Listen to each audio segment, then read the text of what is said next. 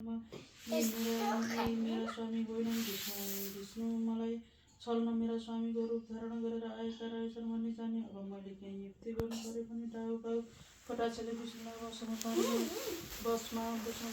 पारेर भनेन्, हे स्वामी, म केही कुरा भन्दछु, हजुर मान्नुहुन्छ कि मान्नुहुन्न?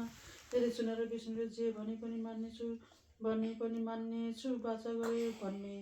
बाचा गरेपछि उनले भने, विशेष कुरा केही होइन, केवल म नआएसम्म यहीँ बसिरहनु होला भनी विष्णुलाई कोठामा थुनी आफै अर्कै कोठामा गएर बसिरहनु भयो। अहिले आउलिन्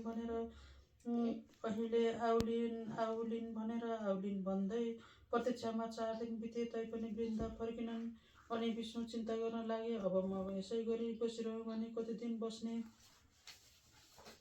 बस्ने आयो भने बाचा हारेको छु। उता महादेवले के भन्नुहोला भन्ने चिन्ता अलग्गै छ। कसरी यहाँबाट उम्कने इत्यादि तर्क गरेर सबै केही गर्न समर्थ थिएनन्।